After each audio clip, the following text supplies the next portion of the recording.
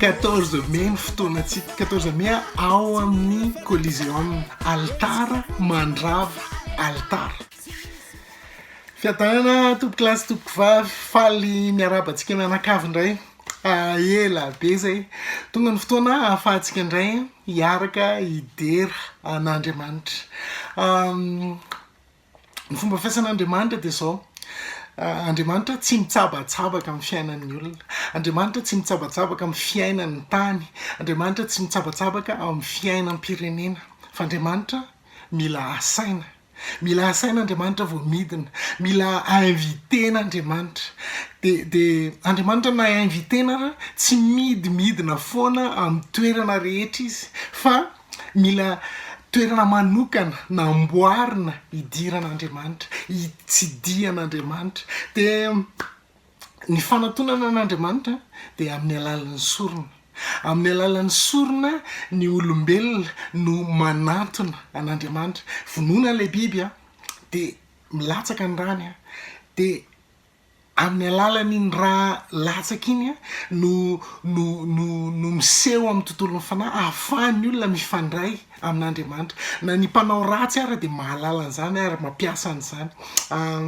Any Madagasikara no ananganan'ny olona altara idinan'ny satana eto amin'ity tany sy fireneny ity. Any Madagasikara no ananganan'ny olona altara ahafahana mangeja ny fiainan'ny malagasy, ary misy oppression ngeza be any Madagasikara.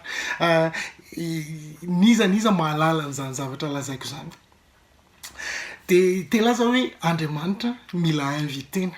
De zao 14 mai ny fotoanantsika 14 mai ao amin'ny collision altara mandrava altara. Satria nahoana?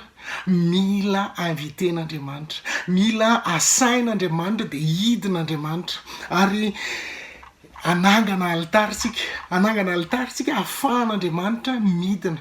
Raha taloha ny sorona amin'ny alalan'ny biby de nisy fotoana tonga Jesosy Kristy ary maty teo amin'ny hazo fijaliana Jesosy Kristy. Nanomboka teo de amin'ny alalan'i Jesosy Kristy irery ihany no ahafahana nanantona an'Andriamanitra. De mbola zay ihany amin'izao fotoana izao. De nanomboka teo niova ny zavatra rehetra, satria zay fanatitra velona ihany, zay sorona fanatitra velona ihany no lasa altara. Eo amin'io altara ihany Andriamanitra no afaka midina. Zay mampatonga ireny altara ny am-piangonana ireny. Zay mampatonga ny hoe Olombelona na ny olon-tena ho an'i Jesosy Kristy ahafahan'Andriamanitra tamana ao am-pony. Zay no lasa altara. Anangana altaritsika, anapotipotehana ny asan'ny satana rehetra aty a Madagasikara.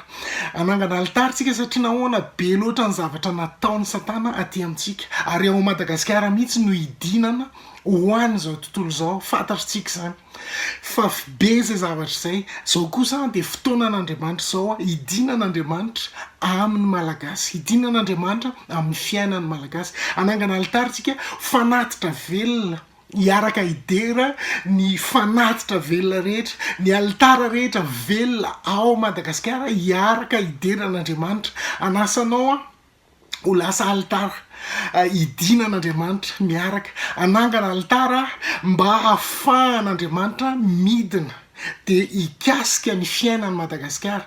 De rehefa midina Andriamanitra de miparitaka ny adversairany. Rehefa mitsangan'Andriamanitra de miparitaka ny adversairany. 14 mai ao amin'ny collision altara mandrava altara. Ilako ny kristiana rehetra, raha misy tonga avy any amin'ny faritra vao mainka faly, raha ohatra ka misy mpitarika voatendrin'Andriamanitra ka mahatsapa an'izany antso izany hoe avy amin'Andriamanitra zany, fotoanan'Andriamanitra io, de raisy zay antso zay de ampianaro ny kristiana. De omeo fotoana ny kristiana fa zao asaitsika Andriamanitra, asaitsika Andriamanitra mba hidina, de omentsika invitation Andriamanitra. Hatramin'izay tsika rehefa mivavaka de zao tahiny zay Andriamanitra mamelany elokay. De zavatra ohatran'izay foana no nandrasantsika amin'Andriamanitra. Fa io fotoana manokana io mba ahafahantsika miinvite an'Andriamanitra hidina, hitsangana an'Andriamanitra Madagasikara.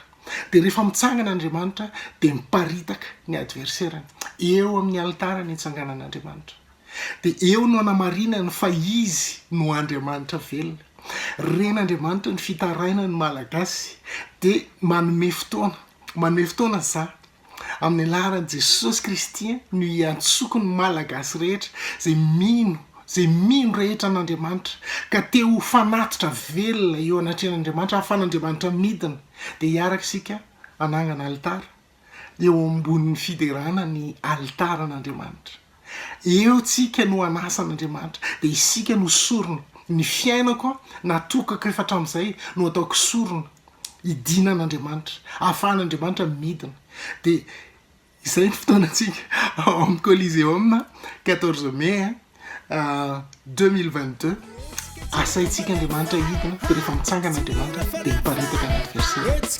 Tain'i Jesosy nareo.